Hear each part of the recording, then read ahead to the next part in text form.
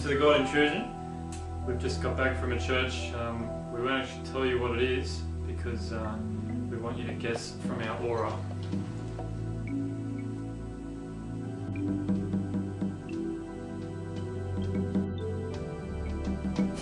That's right, the Newcastle Spiritualist Church. My first impressions were that this church wasn't as I thought it was going to be. This church was really a nice little seats laid out, and there was a nice mural on the front and some lights and some candles and some women talking. About 50 people there, mostly women, mostly I guess middle-aged or a little bit older. There was probably only about 5 men there and about 8 children, I guess.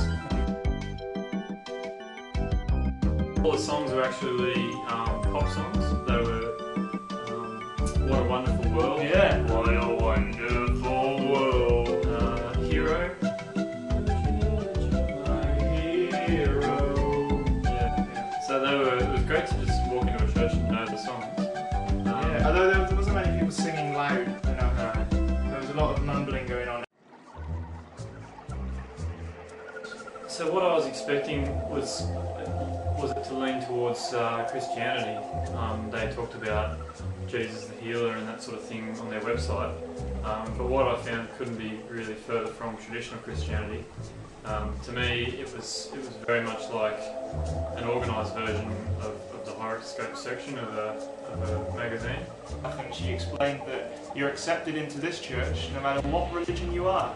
So I asked about if you were Muslim, which you were allowed in. And they take a lot of gods from, was it Indian faith? Yeah, they borrow some from Hindu faith. Basically, they view, when they pray in the service, they said Father, Mother, God. The way they saw it was you could pray to whatever God you were used to or you were comfortable with, because they were basically talking about you're addressing the same thing that everyone is. So I think as long as you keep it in vague terms. So we were told to feel the beam of light coming down from the sky and let it go out our eyeballs, and we had to let it wash in and out. I can't say I would have preferred just a good old-fashioned power nap myself. The seats weren't very comfortable. Because I was looking around and there were a lot of people with their eyes closed. Yeah. And a lot of people enjoying the moment. Yeah. But she was talking about this tube of light going to the universe. And she said, imagine breathing through your head like a whale. Yeah. So I thought that was pretty interesting. An old guy went up the front, and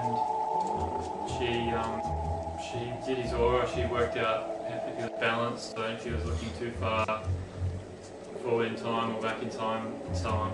And then she did a little meditation, so she made him imagine that the light was going through him and it was connected to the universe. And then she explained that sickness and pain are caused by blocks of energy. And so everything kind of related back to choices about how you respond to people or decisions in your life and things. And if you're going down the wrong spiritual path, then that could cause a blockage of energy. So she was unblocking that energy. And I like the way that, because she was unblocking his energy, but she said she wasn't allowing it to go onto the floor because it would make her feet sore. Yeah. If it got on her feet, so she was imagining it hitting a flame and then just burning away. Is that right? So she said she normally has a big bucket of salt water that she puts the energy into, and that's real salt water.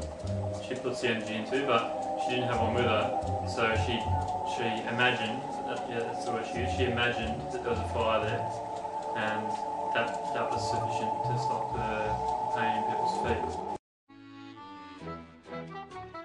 feet. Everyone seemed to have a little paper bag, a brown paper bag, and they put them all in a basket at the front door, and then towards the end of the service they actually brought the basket out the front, and they started taking things out of the paper bags, and it was little, just little ornaments and little plants and Yeah, things. a lot of trees. And she did a little reading and she was saying like, oh yeah, there's a lot of love around this person. A lot of people are going to have change. in the next couple of days, which I thought was interesting. So a big uprising and change. And then the guest lady put some healing on it. She put the blessing, and there was a lot of love and happiness and hope and all that sort of stuff. So yeah, that was interesting to see. I mean, they really get into it. A lot of change and a lot of hope and happiness. Not much. I mean, the gods I don't think have any plans for pain or disaster.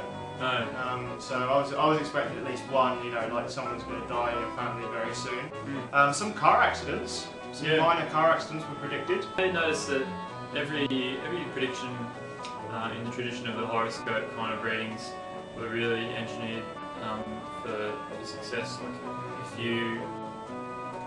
you say to someone, there's some new opportunities coming up in your life, then I mean, who doesn't get a few opportunities coming up in their life? You know, it was always they were vague enough that they weren't. And it was always like someone or someone around you will have a baby boy, and I know a lot of people, so I'm sure that one of them will have a baby boy soon. So it was a way of saying everything without actually saying anything. That's all. So very horoscopy. With the added safety net that if it happens not to come true, I don't think many of the audience would mark down a false one against it. Whereas if something happens, they go, oh, I remember that spirit guide told me that was going to happen. We went up at the end, and just for a little experiment, I gave Andy my car keys. Yeah, so what we did is James gave me his car keys, I put them in a little bag, and then I handed them to the lady. We made a little bet. I bet $5 that it was going to revolve around opening doors, unlocking doors in his life. Yeah. I actually lost that bet. Yeah, you did. You owed me $5. I did. But I don't think I made the prediction. But yeah, so I handed her these keys, and she said to me, "I've got a feeling you fancy someone, and that you want to say something to them." To which I said, "I've got a girlfriend." And then she went, "Oh, okay. Well, then your relationship with your girlfriend is very strong. There's some little things that we need to talk about, apparently.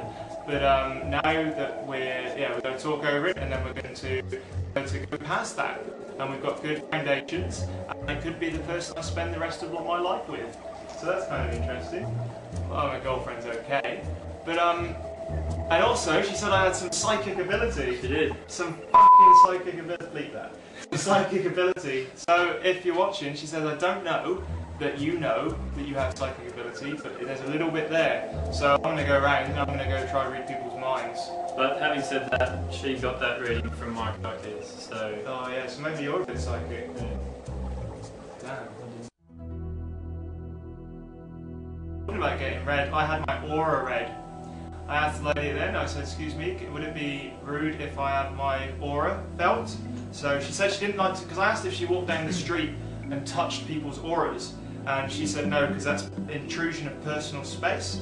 So I said, "Okay, well, is it okay if you touch mine, and then maybe you can give me some guidance to how I can enlighten myself in the future?" And she asked me to close my eyes, and then she felt my aura. She was asking me to extend my bubble, my aura, into the world. She said I was as big as the world at one point. Did you hear that? That's impressive for a beginner. And yeah, and then she put loads of nice energy in me, and then she said that I'm not reaching my full potential. So then she took away anything in my aura that would stop me reaching my full potential, which is good because I now feel like I can achieve anything. So yeah, so good for me. And then she put some nice energy in me, and then closed it off, and that's it. Finished with a nice smile. I did lie to her. Did you? Yeah, she asked me if I felt different. Oh, I had to say yes because she just fucking touched my aura. So no, I didn't want to offend her. She was too nice. She had a nice smile. So is that us for this week? It is. It is. So maybe to end, we can give them some energy. Yeah, let's give them some energy. Here's some energy. Enjoy, love, happiness, peace. I sense that next week there's going to be a video uploaded on our channel, and I sense that my spirit guide is telling me that you should really watch that, and you should tell your friends to watch it. I'm sensing sensing there's a subscribe button on YouTube. Touch and the subscribe. I think what I'm getting is that you just need to go out on a limb and click that button, and good things will start to flow out. So, till next week, farewell.